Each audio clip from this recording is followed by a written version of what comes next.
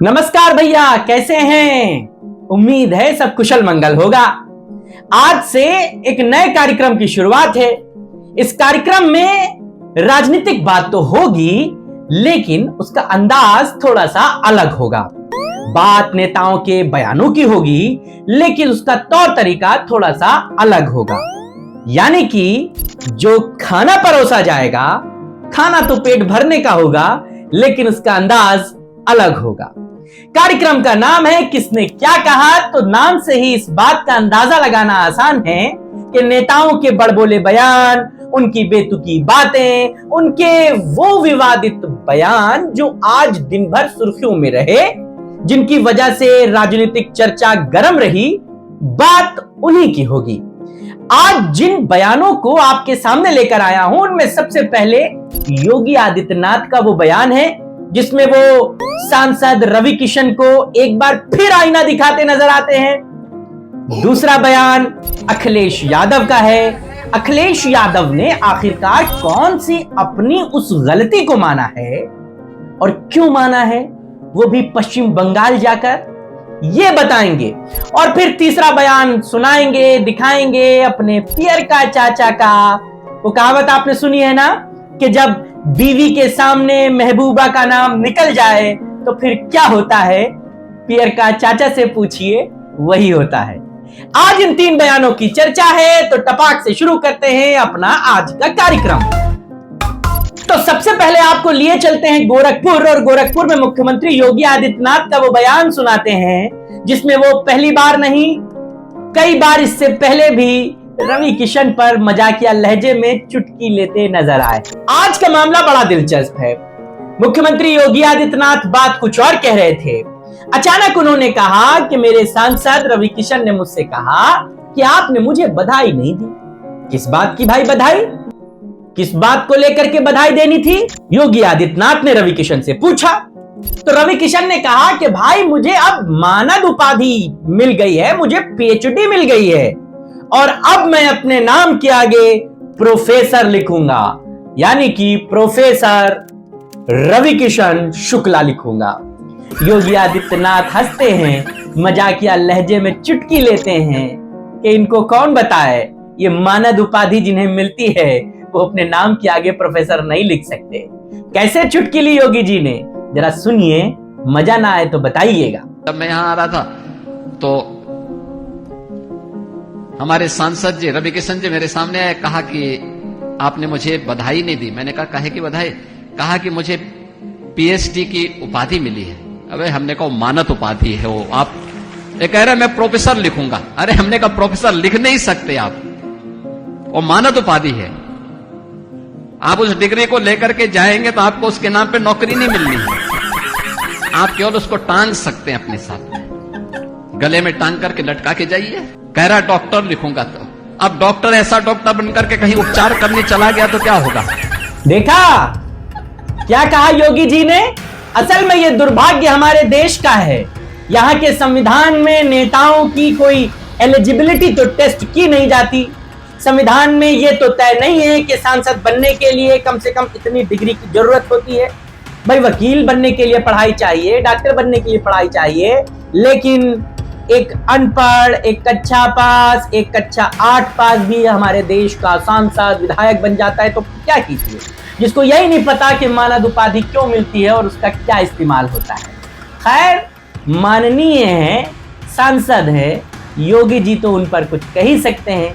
और यह पहला मौका नहीं था, इससे पहले भी बहुत बार योगी जी रवि किशन के बारे में कह चुके हैं। यहां तक कह चुके हैं कि रवि किशन सांसद नहीं भी रहेंगे तो नाच गाकर अपना घर चला लेंगे, गुजारा कर लेंगे। मजे की बात तो यही है कि मौका मिलते ही रवि किशन पर योगी जी पूरे मजे ले लेते। मजे तो अखिलेश यादव ने भी ले लिए, अपनी बात भी कह दी और बीजेपी को कटघरे में भी खड़ा कर दिया। अखिलेश यादव गए तो थे पश्चिम बंगाल ममता बनर्जी के दुख पर मरहम लगाने। वो गए थे पश्चिम बंगाल ममता बनर्जी के हारने के बाद उनको सहानुभूति देने। लेकिन जब पत्रकारों से वो बात करने लगे, पत्रकार ने सवाल किया कि अखिलेश जी पश्चिम बंगाल में ममता बनर्जी को हराने के बाद बीजेपी के टारगेट पर अब आप ही हैं। तो अखिलेश जी पहले तो थोड़ा सा हिचकिचाए, थोड़ा सा बचने की कोशिश की, लेकिन अखिलेश ने जो बात बोली वो सुनने लायक है। वो कहते हैं कि मुझसे दो गलती हो गई, एक तो लोकसभा चुनाव में बीजेपी को हरा दिया, दूसरा अयोध्या में हरा दिया। ये बात बहुत गहरी थी, बहुत डेप्थ में थी, लेकिन अखिलेश यादव ने एक तीर से कई निशाने साधे। क्या कहा सुन लीजिए।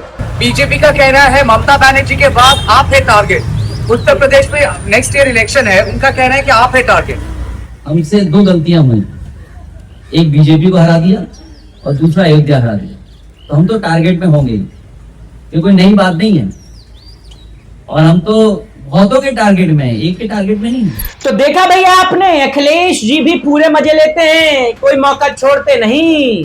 बीजेपी पर तंज कसने का, पत्रकारों पर कमेंट करने का, और उत्तर प्रदेश में चुनावी मौसम आ चुका है। पश्चिम बंगाल में जो घनघोर बारिश हुई है, अब वो बादल वहां से हटकर यूपी पर आ चुके हैं। अखिलेश यादव को भी ये बात पता है कि जब सत्ता में रहती ममता बनर्जी अपना किला नहीं बचा पाई, 15 साल से जो चीफ मिनिस्टर पश्चिम बंगाल पर राज कर रहा था वो बीजेपी से नहीं जीत पाया, तो फिर वो कैसे जीत पाएंगे? ये अपने आप में बड़ा गंभीर सवाल है, बहुत दूर की सोच है। अखिलेश यादव का पश्चिम बंगाल जाना, ममता बनर्जी से मिलना बहुत सारे राजनीतिक संदेश दे रहा है। लेकिन इन सब के बीच में एक बात और बता दूं कि ममता बनर्जी ने जिस आईपैक के साथ समझौता करके अपने चुनाव का कैंपेन करवाया था, बीच चुनाव में बीजेपी ने जिस तरह आईपैक के नेताओं को ईडी के मामले से उठवाया था, इसी डर से अखिलेश यादव ने लखनऊ में भी आईपैक का काम खत्म कर दिया है। वजह वो इसके पीछे फंड की कमी बताते हैं, लेकिन जो सूत्र हमारे बताते हैं वो ये कहते हैं कि आईपैक पर भरोसा अखिलेश यादव को नहीं रहा। जब वो ममता बनर्जी का किला नहीं बचा पाए तो यूपी में अखिलेश को क्या जिता पाते, इसीलिए सारा मामला टाइम टाइम फिस हो गया है। बात निकली अखिलेश यादव से है और अखिलेश यादव का नाम लेकर बहुत सारे नेता जिंदा हैं। उन्हीं नेताओं में एक नेता है ओम प्रकाश राजभर साहब एक प्रेस कॉन्फ्रेंस को संबोधित कर रहे थे, अपने उसी चिर परिचित अंदाज में दांत चियारते हुए, मजे लेते हुए। पत्रकार ने पूछा कि साहब, पीडीए का क्या भविष्य आप देखते हैं? राजभर साहब पता नहीं कौन सी धुनकी में थे, प्यार का चाचा क्या सोच रहे थे, लगे कसीदे गढ़ने। उन्होंने कहा कि राजा तैयार है और ये हो जाएगा, वो हो जाएगा, किला फतेह हो जाएगा, ऐसा हो जाएगा, वैसा हो जाएगा। लेकिन पियर का चाचा को बगल में बैठे बेदी राम, उनकी पार्टी के विधायक, हाँ वही बेदी राम जिनके बारे में पियर का चाचा कहते थे कि कभी पास ना हो पाइएगा तो बताइएगा, बेदी राम के पास बड़े मौके हैं, बड़े तरीके हैं। बेदी राम पर तो एग्जाम में नकल कराने के बहुत बार आरोप लगे हैं, ये चर्चा किसी दिन और करेंगे। लेकिन खासम खास बेदी राम ने कोहनी मारी, कहा चाचा आप भूल गए, ये एनडीए की नहीं, ये पीडीए की बात कर रहे हैं। आप तो एनडीए के साथी हैं, नेशनल डेमोक्रेटिक अलायंस के साथी हैं, ये पीडीए पिछड़े दलित और अल्पसंख्यक अखिलेश यादव वाली बात कर रहे हैं। पियर का चाचा को एक ठुनकी में होश आया कि अरे हाँ, ये तो गलत बात हो गई। बीवी के सामने महबूबा का नाम निकल गया। फौरन गाड़ी को बैक गियर में डाला और कहा कि नहीं, हम एनडीए की बात कर रहा था, हम बता रहा था कि एनडीए जीतेगा, पीडीए नहीं। लेकिन बात निकली थी तो अखिलेश यादव के ट्विटर तक पहुंची। उन्होंने एक्स पर पोस्ट कर दिया कि जो बात दिल में है वो जुबान पर आ गई। पियर का चाचा की ये बात जरा सुन लीजिए और उस ठुनकी को जरूर देखिएगा जो बेदीराम ने उनको मारी थी। उत्तर प्रदेश में 2027 में क्या लगता है, पीडीए सरकार बनेगी? पूर्ण बहुमत की सरकार बनेगी। राजा के लक्षण परिलक्षित हो रहे हैं। पीडीए की 100% राजा के लक्षण परिलक्षित हो रहे हैं। पीडीए आ रहा है, एनडीए, पीडीए नहीं एनडीए। 100% राजा के लक्षण परिलक्षित हो रहे हैं। पीडीए आ रहा है, एनडीए, पीडीए नहीं एनडीए।